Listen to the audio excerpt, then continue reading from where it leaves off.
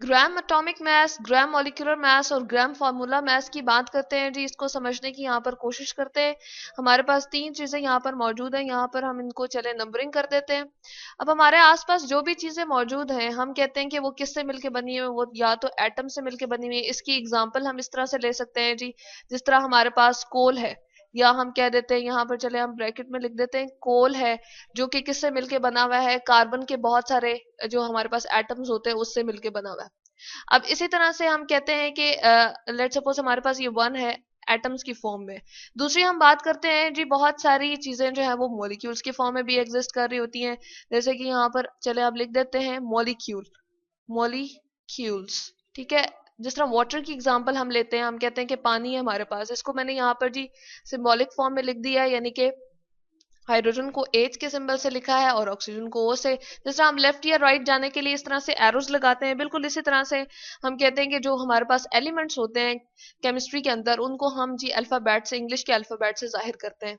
अब कुछ चीजें हमारे पास नंबर थर्ड में यहाँ पर लिख रही हूँ जी, किसकी फॉर्म में होती हैं, फार्मूला यूनिट की फॉर्म में होती है। तो मैं यहाँ पर लिख देती हूँ फार्मूला यूनिट। फार्मूला यूनिट क्या है जी, जिस तरह हम बात करते हैं नमक की, हम एक बहुत बड़ा उसका ढेर ले लें और उसकी एक छोटी सी क्रिस्टल लें, तो क्या होता है जी, वो उसकी खसूसियात उस छोटी वाली क्रिस्टल की खसूसियात से मैच करती हैं, ठीक है। और वो एक स्पेसिफिक अपनी शेप में होता है, बड़ी अच्छी सी उसकी ओरिएंटेशन इस तरह से बनी हुई होती है, उसकी एक शक्ल होती है। तो इसको हम कहते हैं जी, ये क्या है हमारे पास, फॉर्मूला यूनिट है सोडियम क्लोराइड का। तो सबसे पहले हम बात करते हैं जी ग्राम एटॉमिक मास हमारे पास क्या है। जैसे हम ग्राम की बात करें, सिंपली हमारे पास जो एलिमेंट्स का मास होता है, एटम की बात करें, तो हम किसी एटम की बात कार्बन से ले लेते हैं लेट सपोज। तो हम कहते हैं कि 1 ग्राम एटम ऑफ कार्बन, यहाँ पर हम लिख देते हैं 1 ग्राम एटम ऑफ कार्बन की अगर हम बात करते हैं, यहाँ पर हम कार्बन पूरा लिख देते हैं जी। कार्बन ये हमारे पास आ गया, ये कितने के बराबर है जी, ये हमारे पास 12 ग्राम के बराबर है। यहाँ पर सिंपली हमारे पास जो मास था उसको हमने ग्राम में रिप्रेजेंट कर दिया, यानी कि एटॉमिक मास यूनिट जो एएमयू में हम लिखते थे, उसके बजाय हमने क्या लिख दिया जी, 12 ग्राम। मास स्पेक्ट्रोमीटर से जो इसका वेट हमने फाइंड किया था वो 12 AMU आया था, और इसको हमने कर दिया जी 12 ग्राम। इसके अलावा एक और भी हम यहाँ पर देखते हैं जी, इसका जो एटॉमिक नंबर होता है, यानी कि इसके अंदर प्रोटॉन या इलेक्ट्रॉन की तादाद 6 होती है, यहाँ पर मैंने 6 लिख दिया जी। और जो हमारे पास मास होता है किसी भी एलिमेंट का, वो क्या होता है जी, यहाँ पर हम लिख देते हैं नंबर ऑफ प्रोटॉन, यानी कि उसके न्यूक्लियस में जो चीजें हमारे पास मौजूद हैं, न्यूक्लियस में क्या है जी, हमारे पास न्यूट्रॉन अवेलेबल हैं और प्रोटॉन अवेलेबल है। तो नंबर ऑफ, चले हम लिख देते हैं न्यूट्रॉन्स जितने भी उसके पास अवेलेबल हैं, और प्लस कर देते हैं जी नंबर ऑफ, यहाँ पर हम लिख देते हैं प्रोटॉन। तो ये है जी हमारे पास के मैथ्स किस तरह से हमारे पास आ जाता है। तो इस तरह से हमें पता चल जाता है। यहाँ से हम देखते हैं कि कार्बन का क्या आएगा, इसके पास जो है वो 6 ही न्यूट्रॉन होते हैं और 6 ही जो है प्रोटॉन है। तो यहाँ से हमें पता चल गया 6 + 6 हम करेंगे तो 12 आ गया।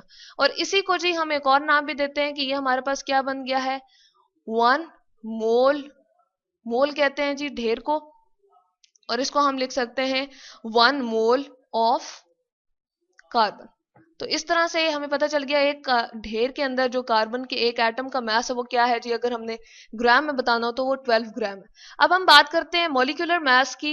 अगेन यहाँ पर एग्जांपल हम ले लेते हैं जी एक मॉलिक्यूल की।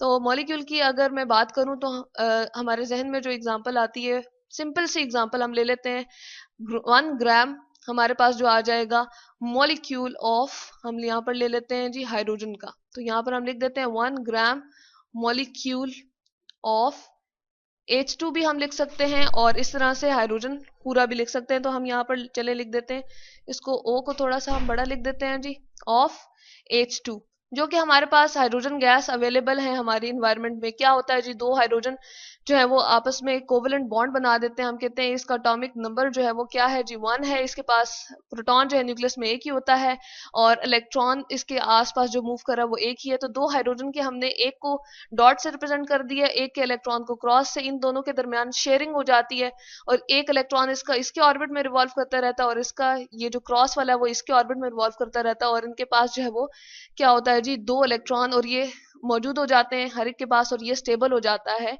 जो कि हमारे पास स्टेबल गैस, नोबल गैस की कॉन्फ़िगरेशन है। 2 इलेक्ट्रॉन यहाँ मौजूद होते हैं, इसलिए H2 जो है वो हमारे पास स्टेबल होता है।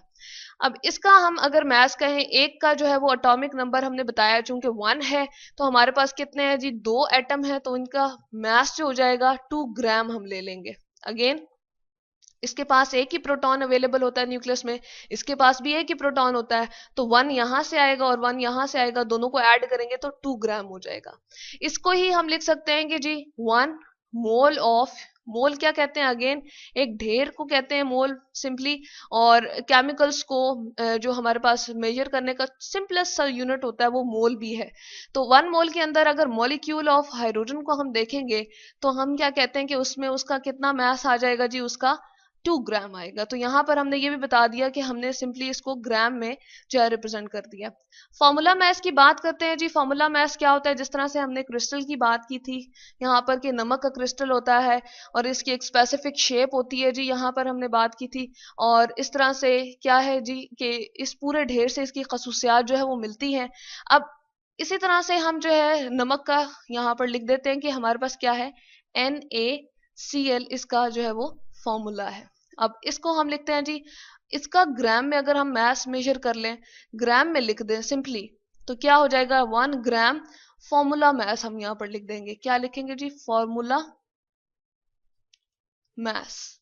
ठीक है, तो यहां पर हमने 1 gram formula mass of NaCl, जो कि हमारे पास क्या है, एक फॉर्मूला यूनिट है, यानी कि एक छोटा सा क्रिस्टल लें और उसको बड़े जो हमारे पास नमक मौजूद है, ढेर पूरा मौजूद है, उसके साथ हम देखें तो उन दोनों की खसूसियात जो होंगी वो एक जैसी होंगी।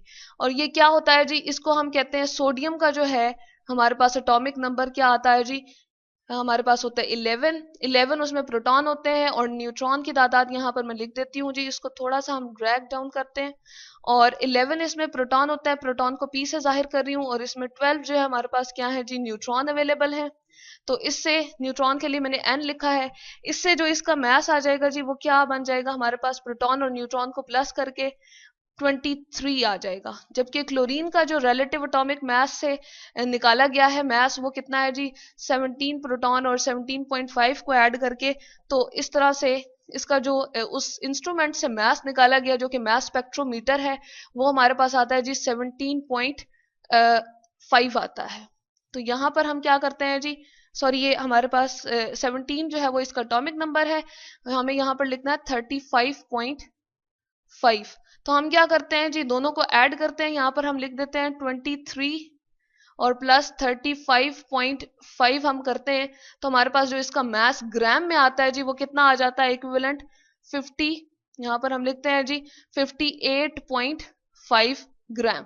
और इसी को हम कहते हैं 1 मोल ऑफ, यहाँ पर हम लिख देते हैं जी, अगेन हम एक हीप ले लें और उसके अंदर एक ढेर ले लें, 1 मोल ऑफ NaCl, और उसके अंदर हम बताएंगे जी हमारे पास सोडियम क्लोराइड की एक क्रिस्टल का मास ग्राम में कितना होगा, तो वो 58.5 ग्राम होगा।